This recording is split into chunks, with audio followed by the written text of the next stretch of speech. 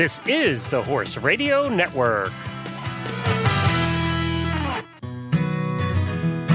You're listening to The Stall and Stable Show, ideas for happy horsekeeping. I'm joined once again by famed equestrian architect John Blackburn.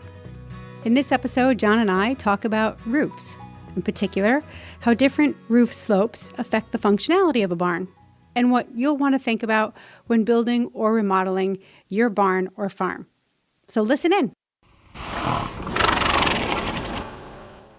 This is episode 95 of the Stall and Stable Show, and the second episode in our Barns by Blackburn series. Today is Wednesday, March 16th. I'm your host, Helena Harris. And welcome back, my new co-host, John Blackburn. We're going to talk about all sorts of things that relate to the design of your barn's roof. And we started out just talking about roof pitch and slope, but of course we get into all sorts of functional ideas for your barn's roof and loft. So let's get right to it. Well, hi, John, and welcome back to Stall and Stable. Thank you. Glad to be here. We're going to talk about something kind of specific today, but it's a really important topic. We're going to go over the shape of roofs, or roofs. What you're saying is we're starting at the top and working our way down. Perfect. You know, there's no better way to start a podcast than with a bad joke. Yeah, and I've got full of those.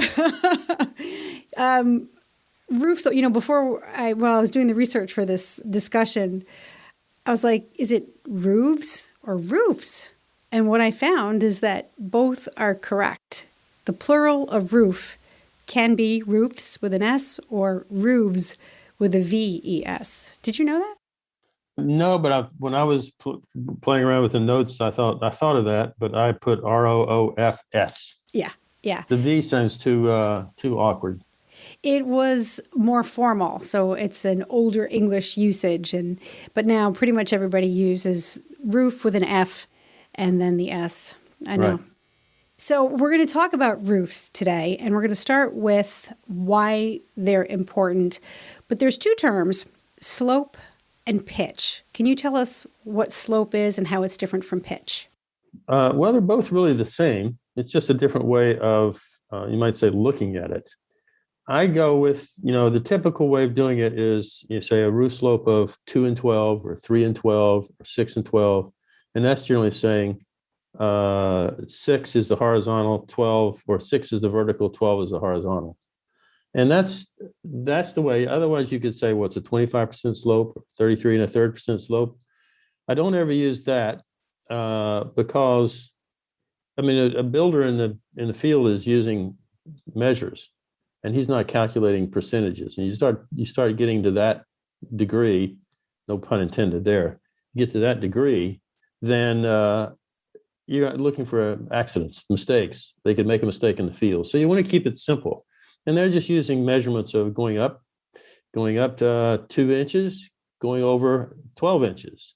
And it's generally done in a ratio of vertical to horizontal. Okay, so that would be like the steepness of the roof. Okay. And that's the slope. Yes, you have different slope roofs and different types of slopes, shed roofs, gable roofs, and all those sort of things.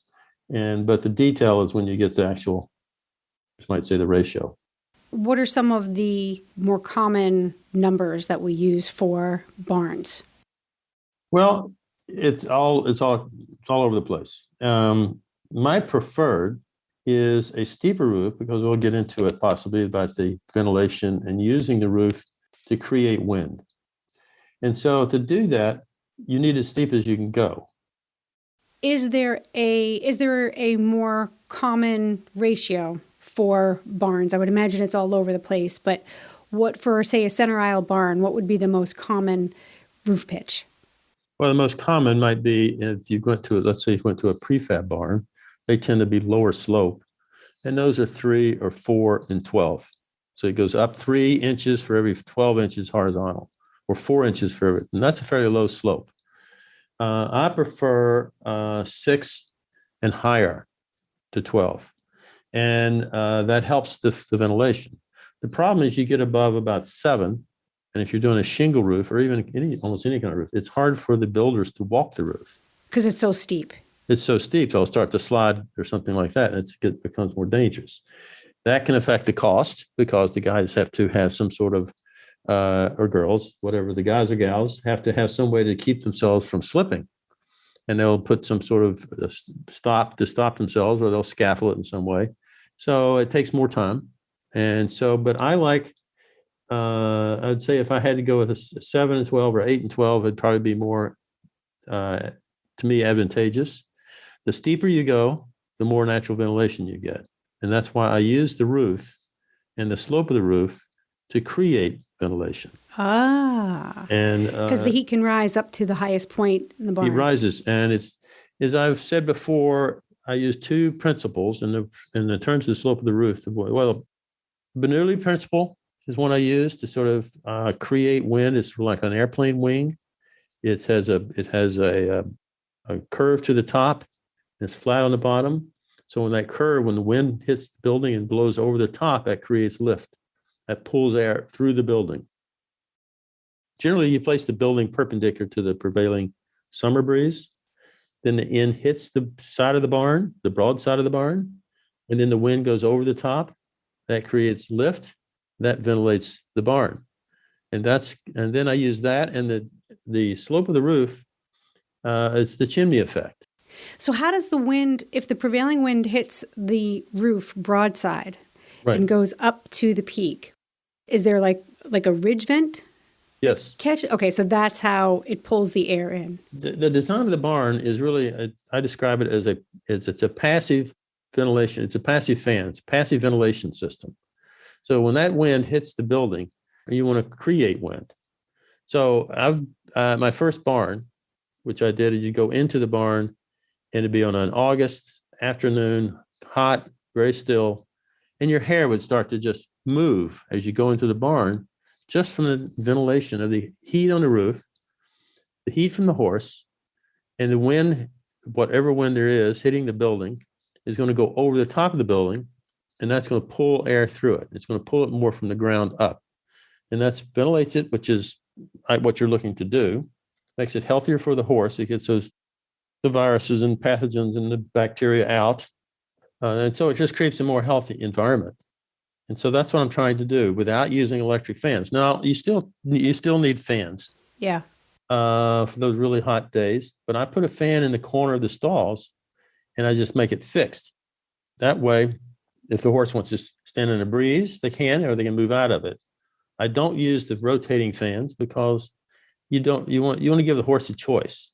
And if it's rotating, it's not really getting a choice. So the whole point is the barn becomes a wind generating machine, and it's passive. Now you can use, as I said, fans, and you should have those, but you want to keep it as safe and healthy as possible. So the steeper slope of the roof, it works in several ways. It allows the heat to rise, but it also serves as like a wind generator. Like an airplane wing. Okay, like an airplane wing. What are the downsides? Because I see a lot of really low-pitched roofs on barns, especially prefabs. Right. What's the benefit of using those lower-pitched roofs?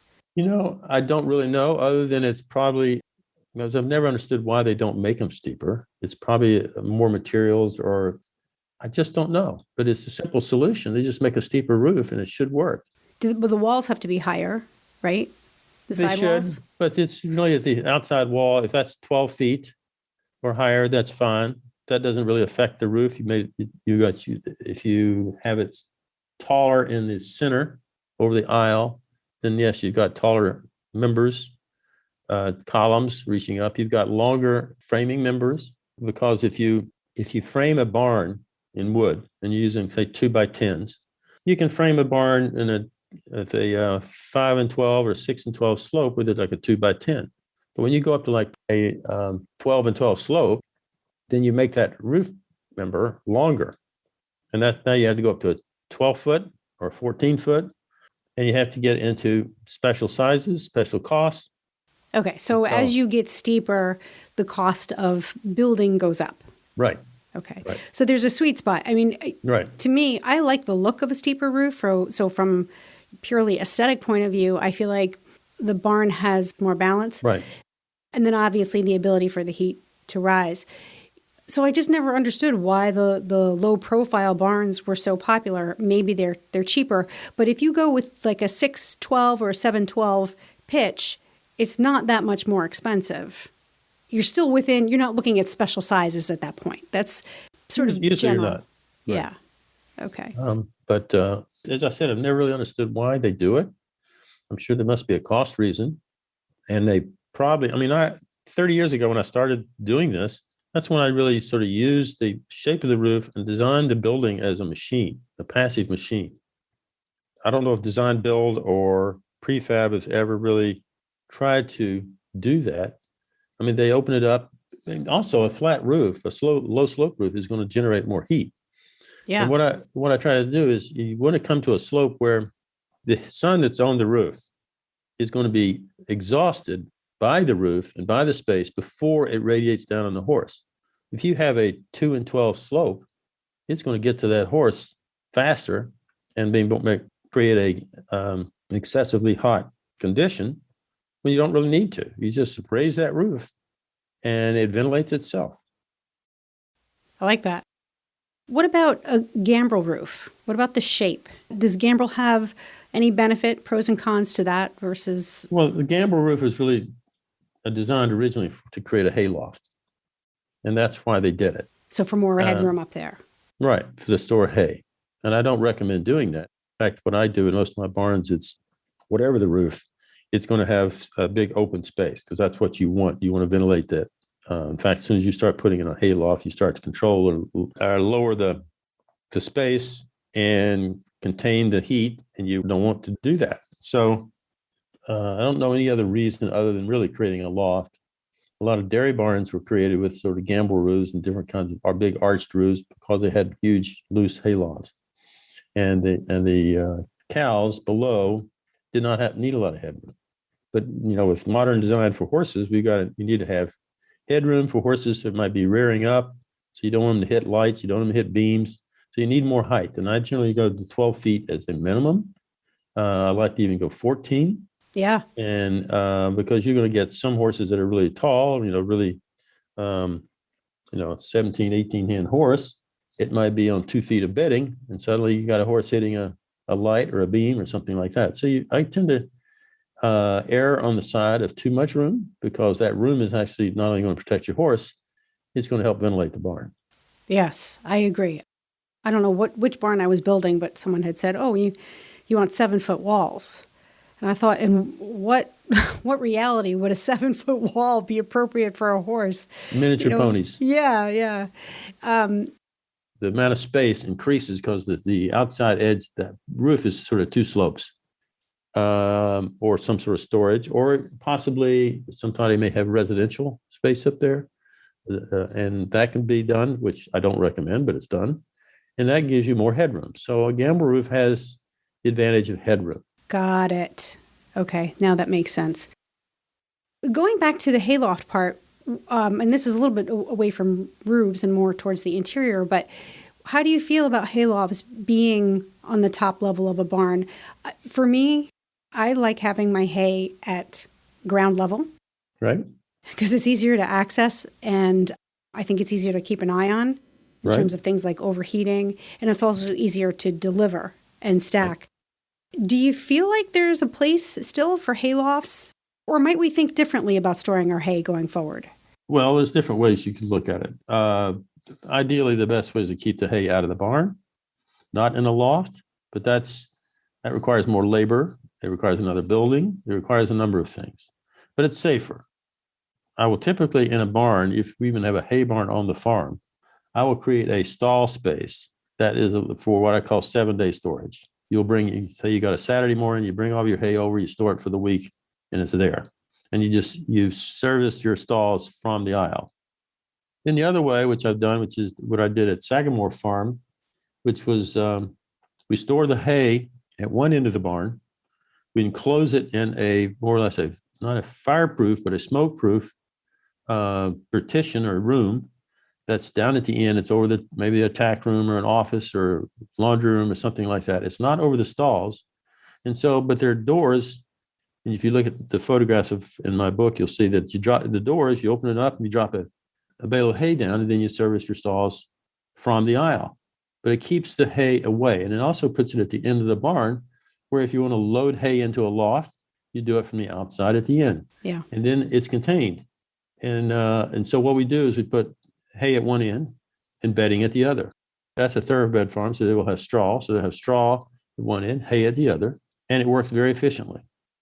When you're custom designing a barn and a farm, you're looking at all different ways at how they want to work their farm. Now, in a thoroughbred farm, breeding farm, they will have a number of hands working there, so they can do that. But let's say it's your barn, you're the only one there, or you may have help occasionally. And as I did a barn, I did one in Massachusetts in their Medfield years ago. And the owner who it was basically her and a groom, she says, look, I'm going to be doing this, and I don't want to do it 24/7. I'm going to have times I'm going to have to go out there. So I want to make it easy. So we did. We put a hay loft in the barn. We tried to isolate it, but we didn't drop the hay into the stalls. We dropped it into the aisle, and then they could go and distribute it, because that's healthier for the horse. How did they drop it down? Did you have floor hatches or? No, we had a door, just like we did at Sagamore, a door that opens into a 2-story space with the cross aisle. And so we just dropped it onto the floor, and then she would take that bale of hay and break up the flakes and take it and feed the horses from there. And that's the way we did it, to accommodate her special needs. And it worked.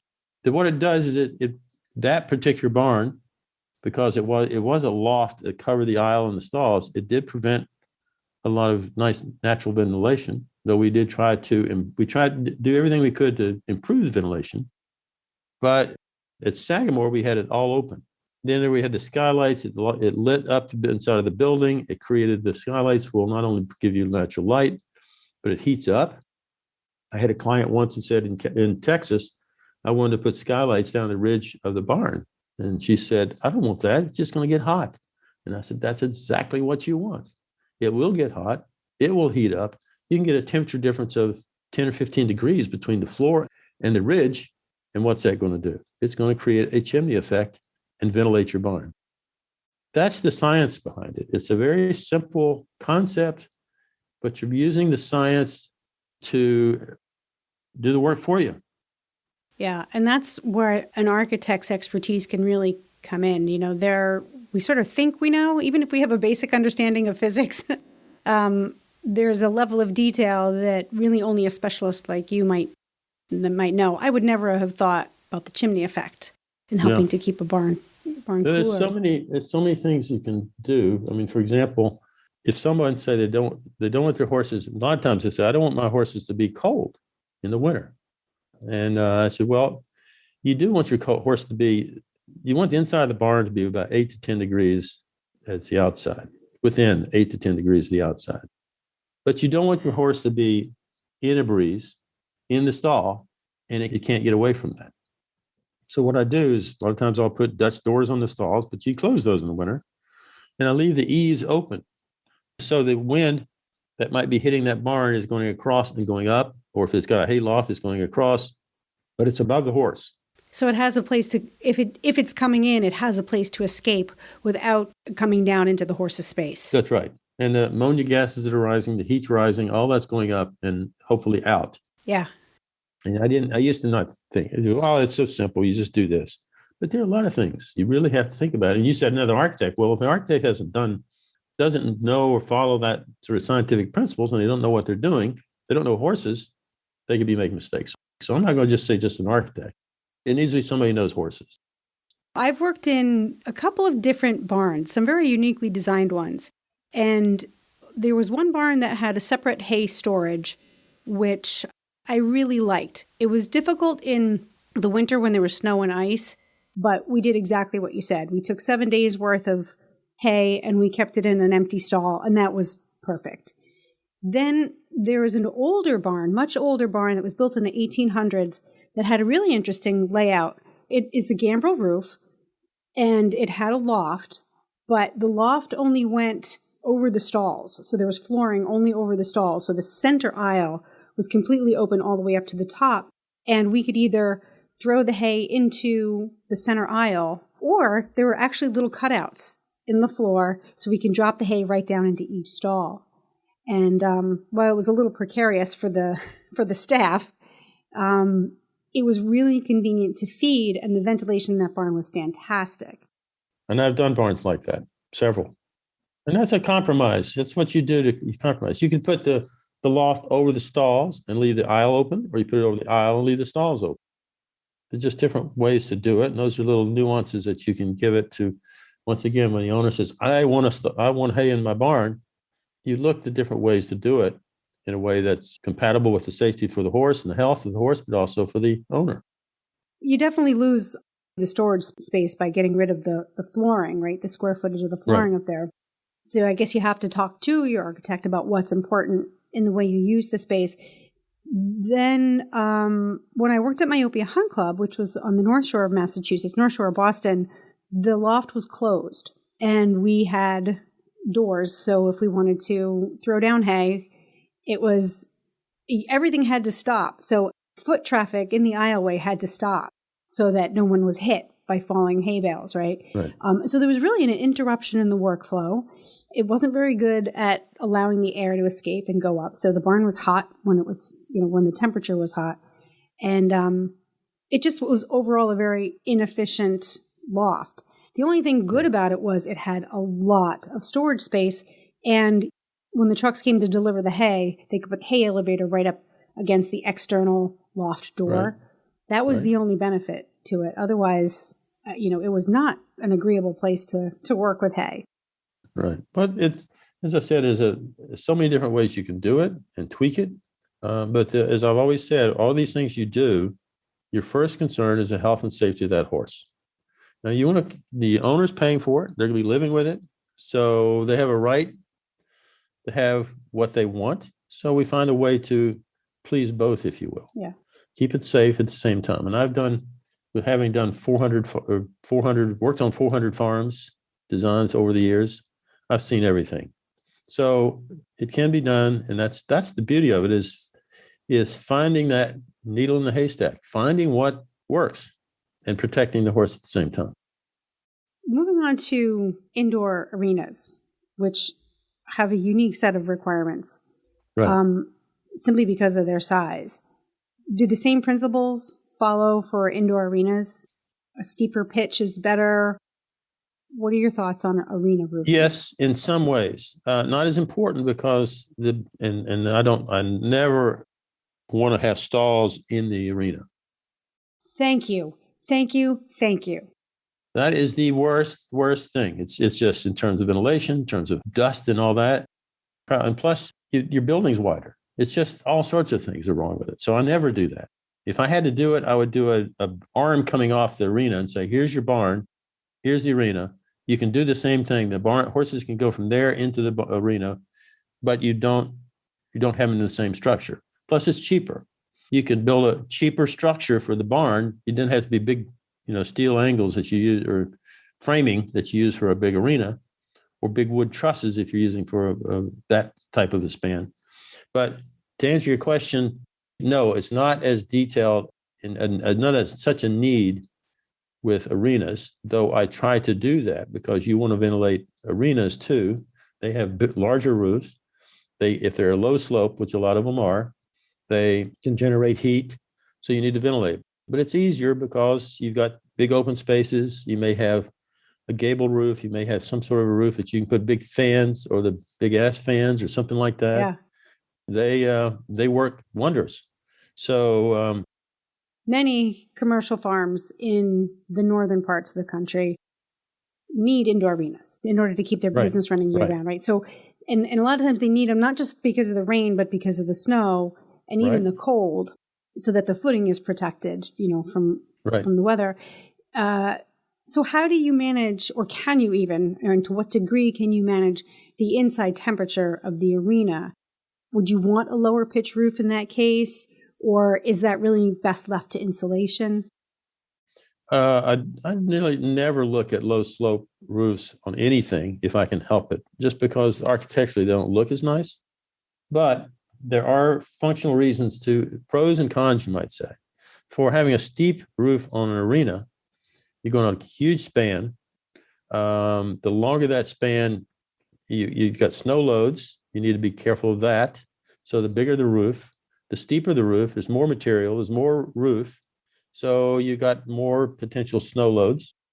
That snow is going to slide off. Depends on what kind of a roof you have, if it's metal or shingle or whatever. That could be a hazard. People have actually been killed by snow falling, sliding off roofs. Yeah. So you need to be very careful with that and think about where it is. That's why when we design the barn or arena, we'll use sometimes little gabled ends over doorways to sort of protect that snow pile up at the doorways. But it's also the low slope is just not. A really steep slope is what's very expensive, because that's, you're spanning 100-foot arena, and you got a 8 and 12 slope. That could be a substantial structure.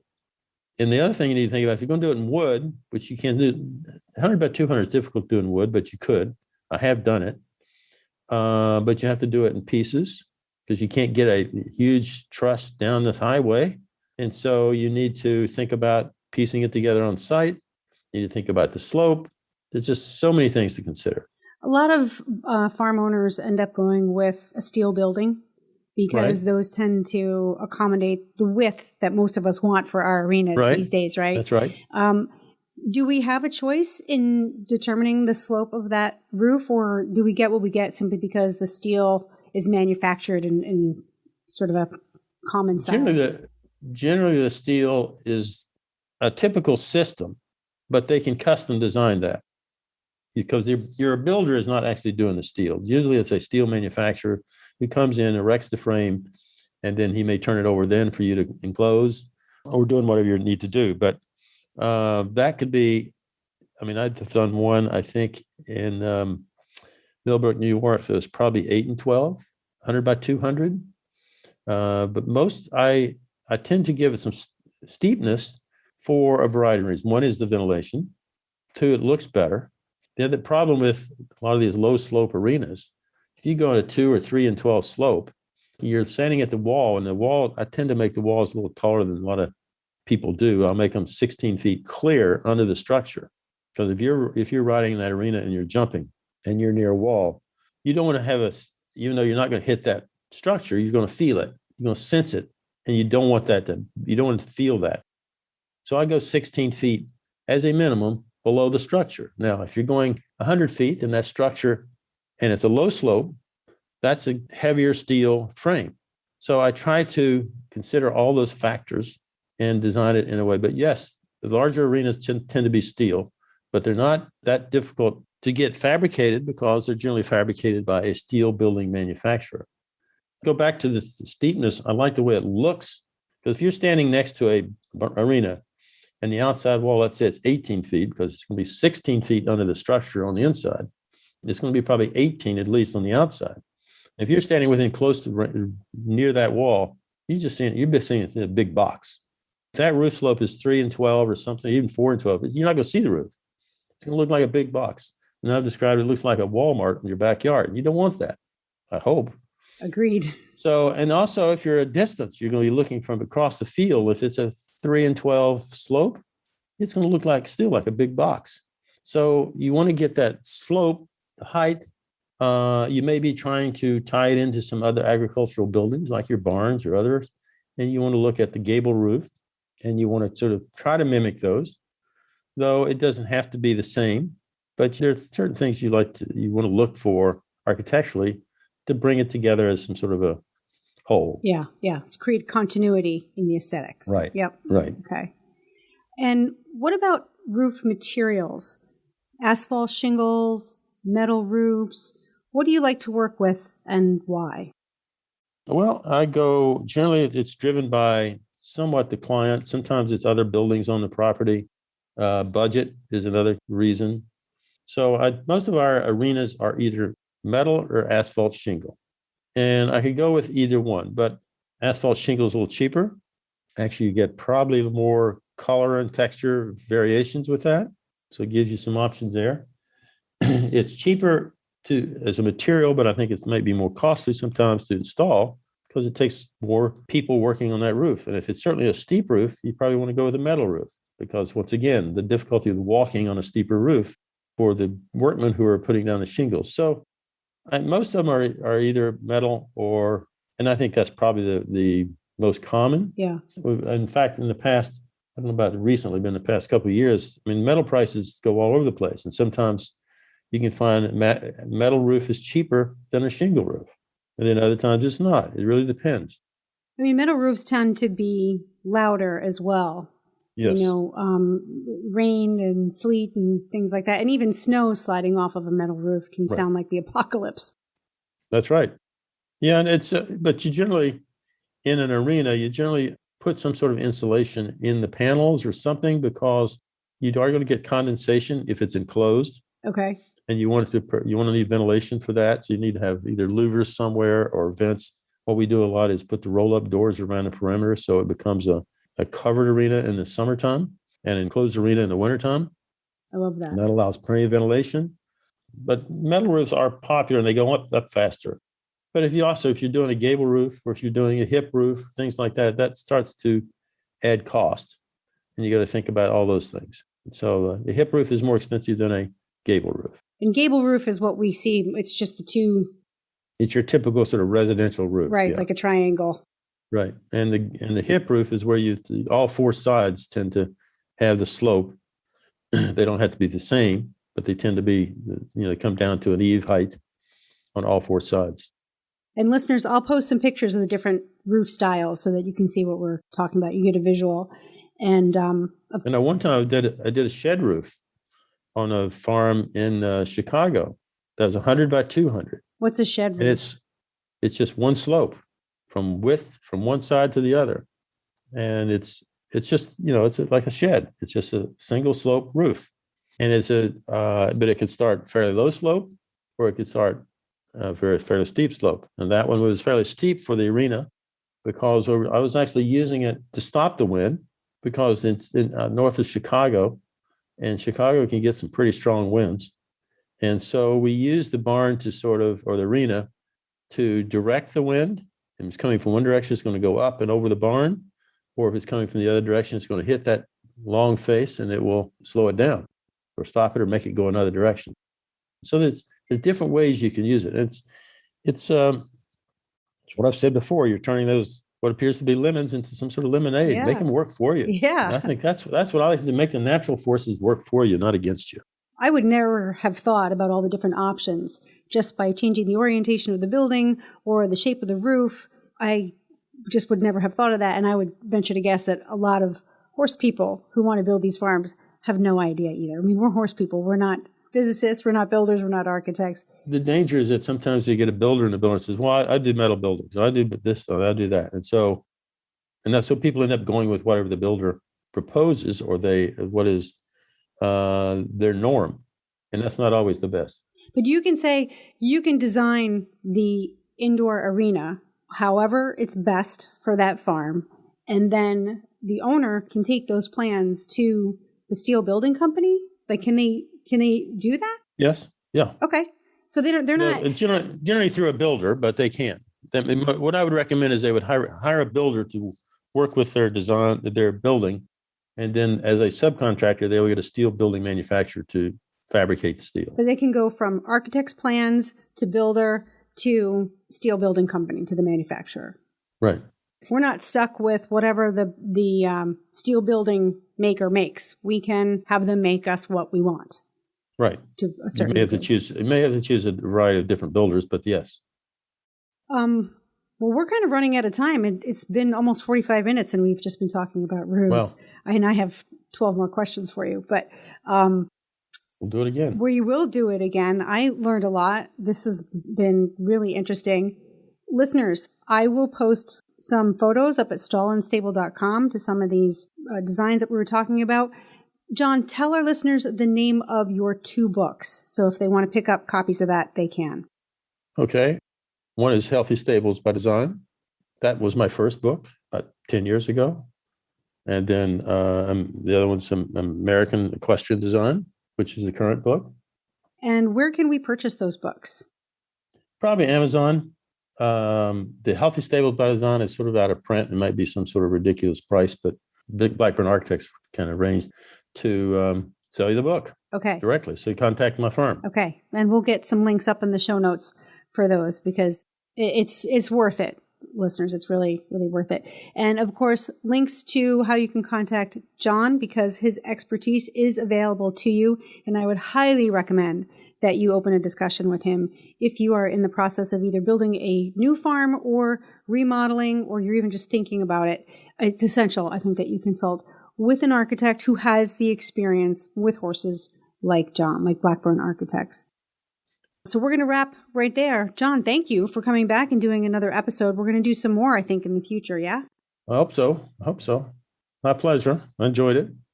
And listeners, we would love to hear from you. So if you have questions that you would like John to answer on the show, go up to stallandstable.com and click on the Contact Us button and let us know what questions you have for John, and we'll try to include those in our next episode. And that's a wrap for today. John, thanks very much. We'll talk to you soon. Okay, thank you. Well, listeners, I hope you learned something. I know I sure did.